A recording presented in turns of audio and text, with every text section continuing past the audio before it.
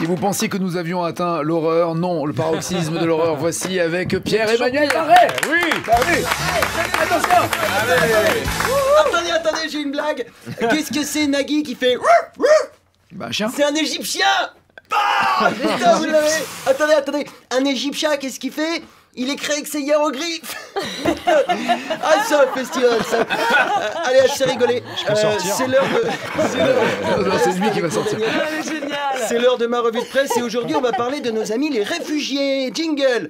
Le camping c'est très très bien. On peut jouer à la pétanque en faisant des barbecues et en plus c'est pratique parce que c'est juste à côté de la station de métro. Alors le samedi soir avec le vomi des fêtards, il y a du rap de dessert. Wouh!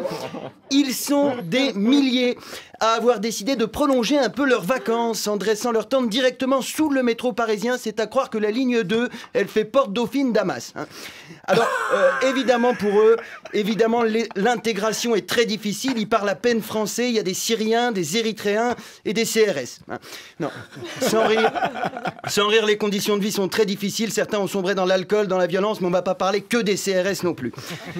En 2 mois, Manuel Valls a viré 3 fois tous les réfugiés de leur campement de fortune, mais évidemment, ils reviennent, puisqu'ils n'ont nulle part où aller. C'est l'inconvénient d'exister, il faut forcément être à un endroit. Pour l'instant, sur les 30 000 réfugiés qu'on a promis d'accueillir en 2014, on en a accueilli environ 1500. Alors, dans le même temps, on estime à 15 000 le nombre de migrants noyés en Méditerranée. Je ne sais pas si vous vous rendez compte, mais la Méditerranée a accueilli 10 fois plus de réfugiés que la France. Il y a 57% des Français qui sont contre l'accueil des migrants en région. Putain, on est moins hospitaliers que des mérous. C'est quand même incroyable. La mer Méditerranée est plus à gauche que le Parti Socialiste. Moi, je m'en fous, en 2017, je vote pour un anchois. Non, franchement, 15 000 noyés.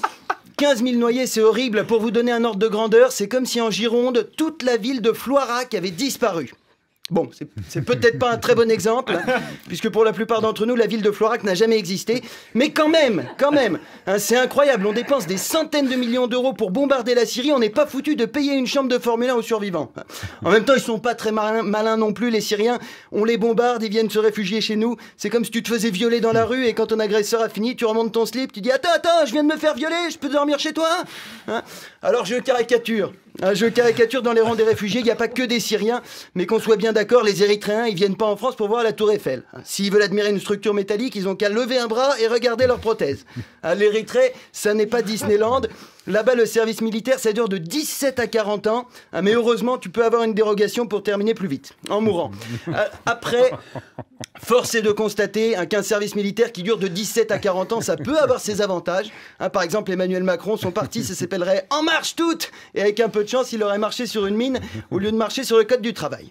Alors évidemment, dès qu'on aborde le sujet des réfugiés, t'as tous les gros cons nationalistes qui disent « Oui, mais ils veulent juste voler nos emplois. Excusez-moi, mais pour l'instant, ils veulent surtout le travail de nos clochards. » Et puis avec l'hiver qui arrive, entre les SDF et les réfugiés, Paris et Damas, ce sera la même chose. Et à Paris, le seul truc qui fera plus de bruit que les rafales, ce sera le silence du gouvernement. La politique d'émigration, c'est comme une sextape avec Daniel. On rigole sur le moment, mais quand on revoit les images, on ne peut plus se regarder dans la glace. Si en 43, les Anglais avaient laissé De Gaulle dormir dehors sous une tente quechua, l'appel du 18 juin, ça aurait été « J'ai froid, venez m'aider !» Non, je vais vous dire, on sera bien content d'être tous morts quand les archéologues du futur expliqueront ça à leurs élèves. Alors là, c'est le paléolithique, là, c'est le jurassique, et là, le fils de putique. Oh, regardez, c'est magnifique! Un fossile de CRS en train de gazer une famille de Libyens.